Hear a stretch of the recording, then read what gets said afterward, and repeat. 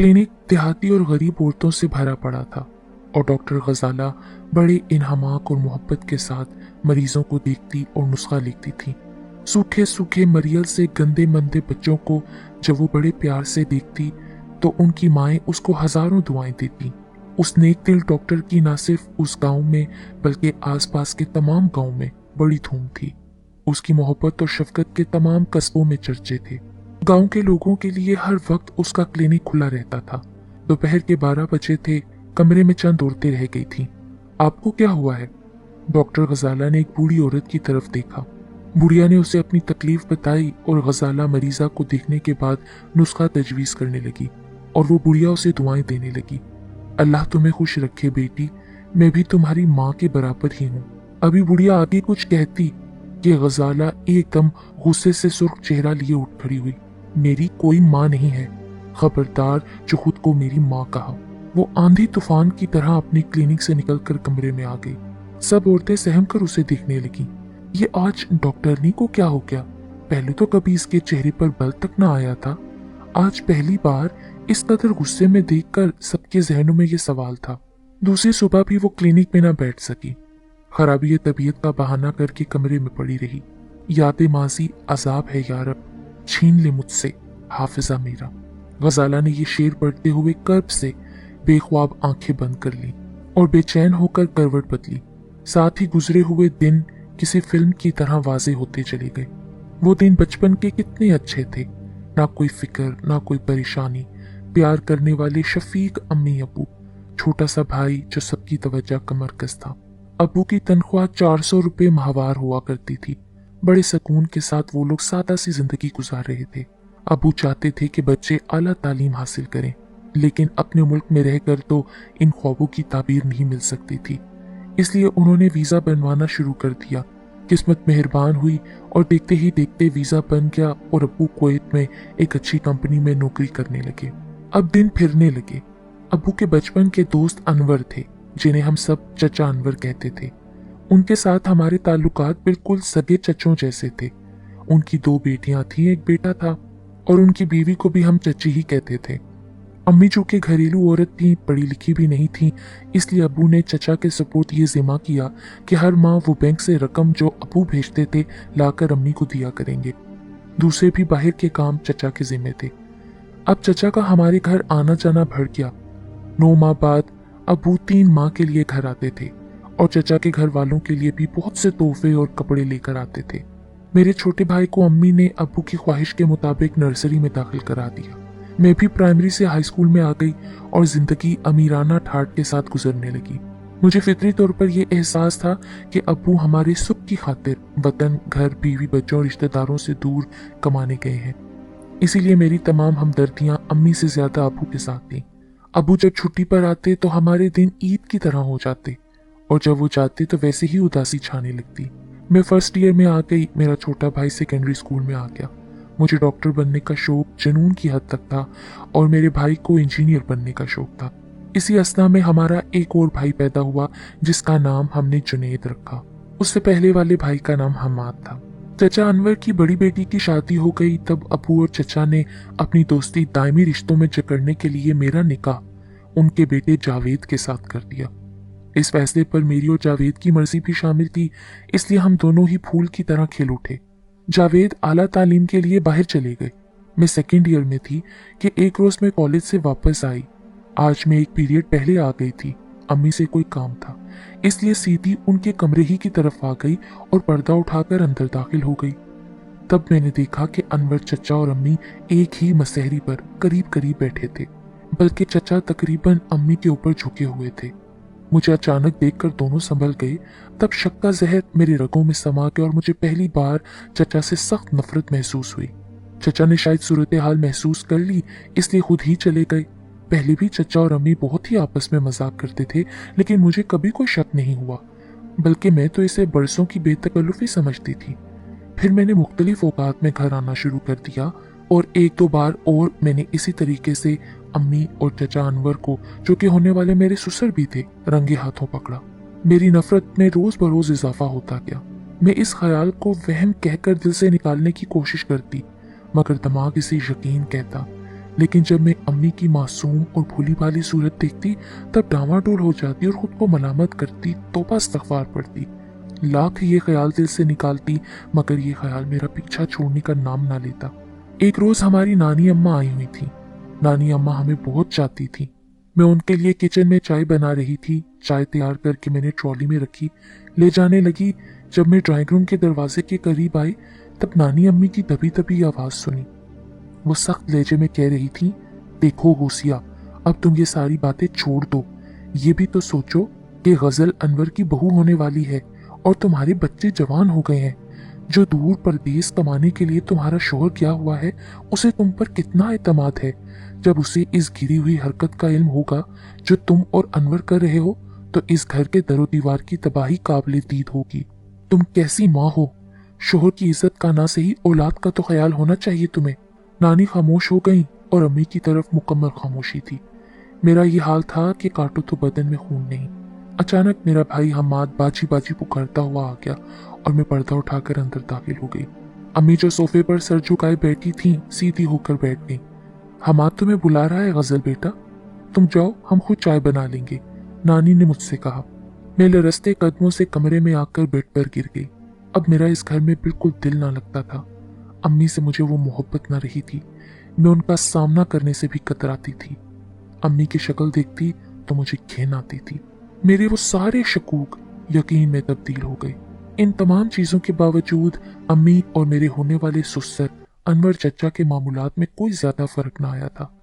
मेरे इम्तिहानात करीब थे इसलिए मैं पढ़ने में मशगूल हो गई। जैसे ही इम्तिहानात से फारिग हुई अबू भी छुट्टी पर आ गए। अम्मी जैसे अब्बू से बातें करती और अब्बू वालहानापन से अम्मी को देखते तो इस अदाकारी पर मेरे अंदर जंग जारी हो जाती। अनवर चचा भी हस्बे मामूल रोज आते। अबू उनके घर वालों के लिए भी बहुत सारे तहाइफ लाए थे। दिल चाहता था कि आगे बढ़कर किसी दिन उस शख्स का गला घोट दूं, लेकिन मैं कुछ ना कर सकती थी क्योंकि मेरी जुबान से एक भी लिखा हुआ लफ्ज इस घर की तबाही का पेशखैमा होगा। मैं अंदर ही अंदर कुड़ती रहती। मेरा रिजल्ट आउट हुआ। मैं इम्तियाजी नंबरों से कामयाब हुई। मैंने मेडिकल में दाखिला ले लिया और हॉस्टल में रहने लगी। हॉस्टल आकर मुझे कुछ सुकून मिला तो मैं अपना मकसद जिंदगी हासिल करने में लग गई। वक्त पर लगाकर उड़ने लगा। मैं मेडिकल के चौथे साल में थी। हमाद इंजीनियरिंग के पहले साल में और जुनैद सेकेंडरी स्कूल में था। अनवर चचा की छोटी बेटी की शादी हो गई और चची भी कैंसर में मुब्तला होकर इस दुनिया से रुखसत हो गई। ये सब बातें मुझे मेरे भाई जुनैद के खत से मालूम होती रहीं। मेरे शोहर जावेद जो उस वक्त आला तालीम के लिए बाहर थे, उनके इसरार के बावजूद न मैंने आलिया की शादी में शिरकत की और न ही चची के मरने पर गई। मैंने उनसे ये बहाना लगाया कि मैं अपनी तालीम में सख्त मसरूफ हूँ। मैं अभी अभी अस्पताल से हॉस्टल में वापस आई थी। लिबास तब्दील ही किया था कि मुझे वार्डन ने बुलवाया। मैंने हैरान होते हुए वार्डन के कमरे में कदम रखा तो अनवर चचा पर नजर पड़ते ही मेरी पेशानी शिकन आलूद हो गई, लेकिन मैंने खुद को संभाला। मुझे उनकी जुबानी मालूम हुआ कि अब्बू आए हैं और सख्त बीमार हैं। उन्होंने मुझे बुलवाया है और मैं ये खबर सुनकर ही हवास बाख्ता हो गई। फौरन ही उनके साथ जाने को तैयार हो गई। मैंने भागकर अटैची में 2-3 जोड़े रखे और गेट पर आ गई जहां वो कार का दरवाजा खोले तैयार खड़े थे। मुझे मेरे भाई हमाद के ना आने पर हैरत थी, इसलिए मैंने उनसे पूछा मुझे हमाद लेने क्यों नहीं आया। तब उन्होंने मुझे ये कहकर मुतमईन कर दिया कि मेरे अब्बू ने ही उन्हें कहा है कि वो मुझे अपनी गाड़ी में ले आए। ये बात सुनकर मैं इत्मीनान से गाड़ी में बैठ गई और अब्बू के बारे में सोचने लगी, इस बात से बेखबर कि ये सफर मेरी तबाही और बर्बादी का सफर है। मैं ख्यालों में इतनी गुम थी कि मुझे कार तक रुकने की खबर ना हुई। मेरे सुसर यानी चचा अनवर ने उतरने को कहा तब मैं चौंकी। मैं सवालिया अंदाज से चचा की तरफ देखने लगी क्योंकि गाड़ी हमारे घर के गेट के बजाय चचा के गेट पर रुकी थी। मुझे तुमसे अपने बेटे यानी तुम्हारे शोहर जावेद के मुतालिक कुछ जरूरी बात करनी है जो तुम्हारे घर वालों से करने की बजाय पहले तुमसे करना मैंने जरूरी समझा। तुम वो पहले सुन लो और फिर मैं तुम्हें तुम्हारे घर ड्रॉप कर दूंगा। मैं गाड़ी से उतर आई। मुझे सख्त तजस्सुस हो रहा था कि आखिर वो क्या बात है जावेद के मुतालिक। मैं ये सोचती हुई उनके पीछे चलती हुई कमरे की तरफ आई। कोठी बिल्कुल सुनसान थी। मेरी छठी हिस्स ने मुझे खबरदार किया मगर मैं दिल कड़ा करके अंदर चली आई। वो मुझे बिठाकर चंद लम्हों के लिए दूसरे कमरे में चली गई, फिर वापस आए और एक लिफाफा मेज पर रखकर बैठ गई और सिगरेट सुलगाने लगी। उनके चेहरे पर अजीब सी मुस्कुराहट थी। मैं उन्हीं की तरफ देख रही थी। मेरा दिल अंदर ही अंदर कांप रहा था। आखिर बात क्या है? क्या कहना है आपने मुझसे? वो सिगरेट एशट्रे में डालकर उठाए और दोनों हाथों से मुझे शानों से थाम लिया। जाने मन, घटियापन से वो बोले। मुझे तो इस बात की बिल्कुल भी तवक्का नहीं थी। मैंने हैरत से उन्हें देखा और मुझे उनके चेहरे के ज़ूमाइनी मुस्कुराहट और आंखों की शैतानी चमक से जवाब मिल गया। मैं एक झटके से उनके हाथ झटक कर दूर जा खड़ी हुई। शर्म आनी चाहिए, मैं आपकी बेटी के बराबर हूं और आपकी बहू हूं। बहू, जोरदार कहकहा मारकर वो तंज से बोले। वो रिश्ता तो कब का टूट चुका। वैसे भी तुम्हारी जैसी आवारा और बदचलन माँ की बेटी से कौन रिश्ता जोड़ेगा? हो सकता है तुम तो अपनी माँ से भी 2 हाथ आगे हो। लो, यह है इसका सबूत। वो हकारत से बोले। मैंने झट लिफाफा खोलकर देखा तो वो तलाकनामा था और उसके साथ एक छोटा सा रुक्का भी था मेरे नाम। गजल, मुझे तुम्हारी हकीकत अच्छे से मालूम हो चुकी है, इसलिए ये रिश्ता तोड़ रहा हूँ। इस हकीकत के मालूम होने के बाद मैं तो क्या, कोई भी शरीफ आदमी तुम्हें अपनाने पर तैयार ना होगा। जावेद। मुझे चक्कर सा आ गया। सारा कमरा मुझे घूमता दिखाई देने लगा और मैं गिर गई, शायद बेहोश हो गई। जब कुछ देर बाद मैं होश में आई तब मेरा बेतरतीब और आधे से ज्यादा उतरा हुआ लिबास मेरी बर्बादी की मुकम्मल दास्तान सुना रहा था। मैं तो लुट चुकी थी। चलो, तुम्हें तुम्हारे घर छोड़ाऊं। अनवर चचा पर नजर पड़ते ही मुझ में नामालूम कहां से इतनी कुव्वत आ गई कि उस खबीस इंसान के चेहरे पर बेशुमार तमाचे चढ़ती है। अपनी कीमत ले चुका हूं मैं, इन तमाचों का मुझे कोई अफसोस नहीं। वो ठिठाई से बोले और मुझे कार में धकेल दिया। गाड़ी के रुकते ही मैं एक झटके से उतर पड़ी। ये तो लेती जाओ। उन्होंने गाड़ी में बैठे बैठे बैग और वो लिफाफा मुझे थमा दिया। मेरा जी चाहा कि उस जलील कुत्ते को शूट कर दूं। मैंने हकारत से उसके चेहरे पर थूक दिया। गेट से अंदर कदम रखते ही मेरी टांगें जवाब देने लगी। मैं निढाल हो गई। मेरी आंखों से आंसू गिरने लगे। मैं खुद को घसीट कर आगे बढ़ने लगी। इतने में ड्राइंग रूम का पर्दा उठा और अम्मी बाहर आ गई। मुझ पर नजर पड़ते ही वो हैरत से बोली, गजल तुम? और मेरे हुलिये से वो बहुत कुछ समझ गई। क्या हुआ, कुछ तो बताओ। वो करीब आकर बेताबी से बोली। मेरे हाथ से हैंडबैग छूट गया और मैंने वही हाथ पूरी कुव्वत से उनके मुंह पर दे मारा और साथ ही जैसे फट पड़ी। नामालूम मेरे मुंह से क्या क्या निकल रहा था और अम्मी फटी फटी आंखों से मुझे देख रही थी। मेरी बच्ची, मुझे नानी की शफीक आवाज सुनाई थी।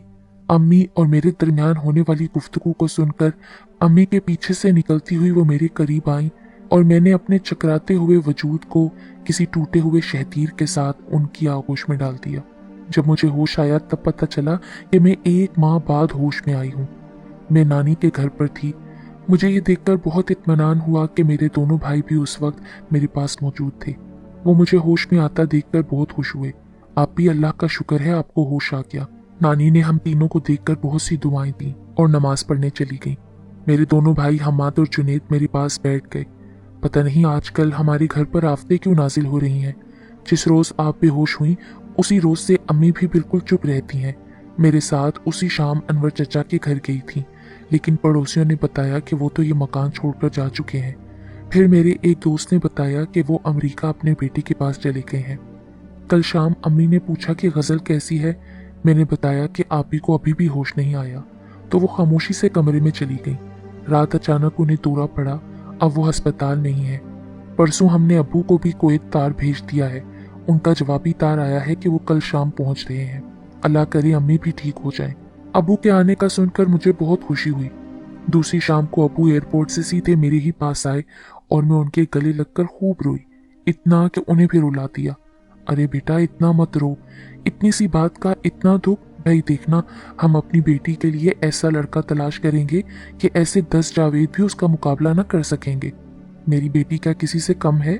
अबू ने मेरी पीठ से हिलाते हुए कहा। शायद नानी अम्मी ने उन्हें अपने तौर पर समझा दिया था। 2-3 घंटे अबू मेरे पास बैठे रहे। रात का खाना खाने के बाद जुनैद, अबू और हम्माद अस्पताल गए, जहाँ स्पेशल वार्ड में अम्मी को रखा हुआ था।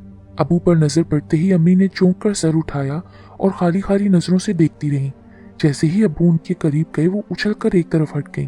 घोसिया, अबू ने हैरत से उन्हें पुकारा। नहीं नहीं नहीं, मेरे करीब मत आना, मैं तुम्हारे काबिल नहीं हूँ। मैं गंदी औरत हूँ। हाँ हाँ, मैं बहुत गंदी हूँ। अनवर, मैं तुम्हारा गला दबोच लूंगी, मैं तुम्हें मार डालूंगी। वो मेरे भाई हम्माद को अनवर चचा समझकर उनकी तरफ भागी। शोर सुनकर दूसरे डॉक्टर भी आ गए। उन्होंने अम्मी को पकड़ा। अम्मी का दिमागी तवाज़ुन कतई तौर पर खराब हो चुका था। उन्हें दिमाग के अस्पताल ले जाया गया, जहां तीसरे रोज वो चल बसी। अम्मी के जनाजे के वक्त सभी लोग रोते थे, पर मेरी आंख से एक आंसू भी न टपका। 40वें के बाद अबू वापस कोई चले गए। 2 माह बाद जब मैं हॉस्टल गई तो मेरी क्लास फेलोज देखकर मुझे चीख पड़ी कि वो शोक चंचल और गुलाबी सी गजल कहाँ गई। मैं दुखी दिल से मुस्कुराती। कुछ अरसे बाद मेरी तालीम मुकम्मल हो गई। मैंने अबू को खत लिख दिया। अबू ने खत के जवाब में कहा कि वो अगले माह आ रहे हैं। आज अबू आ रहे थे। नानी, अम्मा, हम्माद, जुनैद, सभी हम एयरपोर्ट अबू को लेने गए। जैसे ही अबू नजर आए, हम सब दौड़कर उनकी तरफ बढ़े और तीनों एक आवाज में बोले, उफ अबू, आपको क्या हो गया है? सुर्खो सफेद अबू की जगह बिल्कुल दुबले पतले, कालों की हड्डियां उभरी हुई, सर के बाल बिल्कुल सफेद सफेद। मेरे बच्चों, मुझे घर नहीं ले चलोगे? अबू की सेहत बहुत खराब थी। मैंने अपने फैमिली डॉक्टर को बुलाया तो उन्होंने अबू को चेक किया और चौंक पड़े। कहने लगे कि कल क्लिनिक लेकर आइएगा, एक्सरे के बाद अच्छी तरह मालूम हो सकता है कि इनको क्या है। दूसरे रोज एक्सरे के बाद डॉक्टर ने बताया कि अबू को टीबी हो गई है, जो तेजी से तीसरे स्टेज की तरफ बढ़ रही है। यह सुनकर तो हम सब के पैरों के नीचे से जमीन निकल गई। मैंने तेजी के साथ अबू का इलाज शुरू करवा दिया और हर तरह से उनका ख्याल रखने लगी, जिससे उनको कुछ अफाका हुआ। मेरा तकर्रुर मुकामी अस्पताल में हो गया। चार्ज लेते ही अबू ने इस एजाज में एक शानदार पार्टी का इंतजाम किया। सब मेहमान आ गए थे। मैं अबू को बुलाने कमरे में गई तो देखा कि अबू अम्मी की तस्वीर से मुखातिब हैं। गोसिया, देखो, आज तुम्हारी बेटी डॉक्टर बन गई है। वो भी बहुत खुश है, मैं भी बहुत खुश हूँ।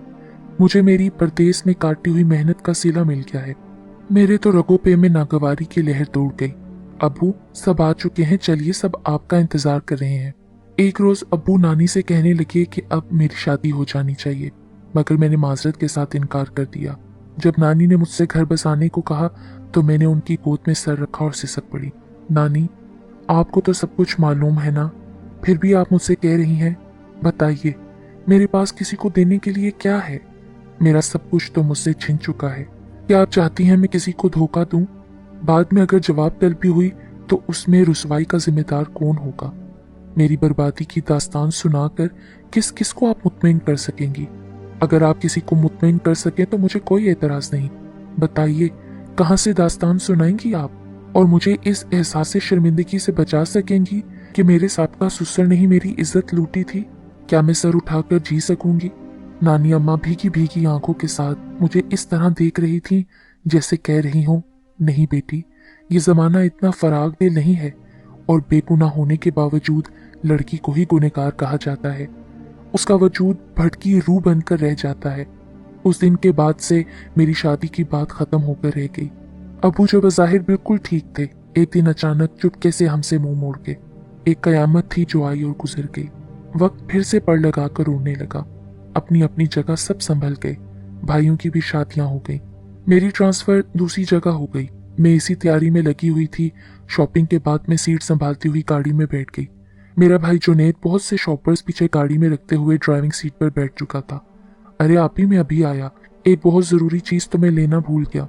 इसके साथ ही वो सामने वाले स्टोर में तेजी से दाखिल हो गया और मैं आने जाने वाले लोगों और ट्रैफिक को देखने लगी। मेरी सोचें न जाने कहाँ थी कि इतने में मुझे बदबू का एक नागवार झोंका मुंह में घुसता हुआ महसूस हुआ। मैंने इंतहाई बुरा सा मुंह बनाकर उस पर नजर डाली। मेरे मुंह पर थूको, थूको ना मेरे मुंह पर, वो भर्राई हुई आवाज में बोला। ये एक पागल आदमी था। हटे हुए इंतहाई गंदे कपड़े, दाढ़ी और सर के बड़े हुए बाल, चेहरे पर जा बजा खराशें जिनमें खून की बूंदें नुमाया थीं, पिंडलियों पर जख्म और खराशें। थूको, थूको ना मेरे मुंह पर। वो बुरी तरह अपना मुंह और दाढ़ी गंदे और लंबे नाखूनों से नोचने लगा। फिर वो दूसरी कार की तरफ चला गया। इतने में हम्माद भी आ गया। वो भी उस पागल को देखने लगा। वो पागल इसी तरह हर कार के सामने रुकता, अपना जुमला दोहराते हुए आगे बढ़ जाता। मेरी नजरें उसके ताकुब में थीं। फिर वो एक होटल के करीब रुककर चंद लड़कों को देखने लगा और कुछ मांगने लगा। लड़कों ने उस पर कोई तवज्जो नहीं दी। कुछ देर यूं ही हाथ फैलाए खड़ा रहा, फिर वहां से चंद कदम के फासले पर एक तरफ बैठकर अपनी मैली सी जेब से मिट्टी का ढेला निकालकर खाने लगा।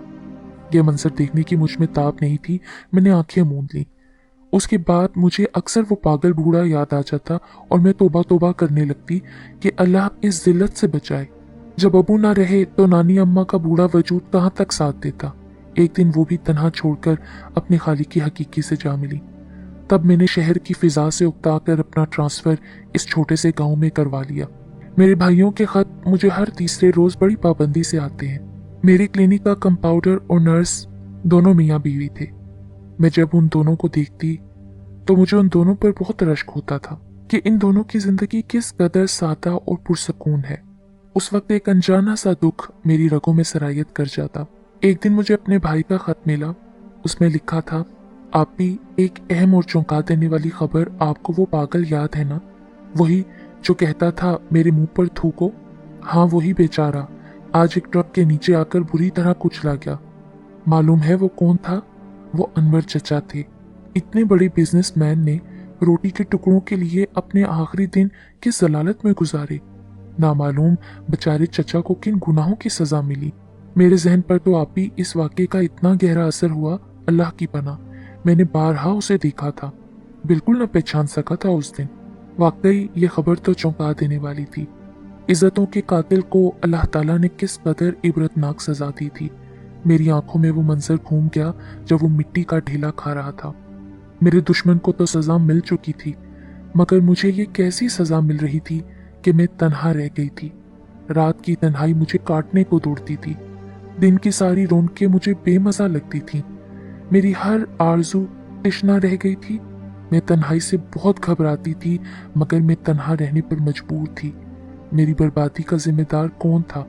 मेरी माँ या मेरा साबका ससुर अनवर चचा, जिन्होंने मेरी दुनिया लूट ली थी, मुझे कर्बनाक तन्हाई के गार में फेंक दिया था। अब तो बस ना मिटने वाली रूह की प्यास थी और मैं थी।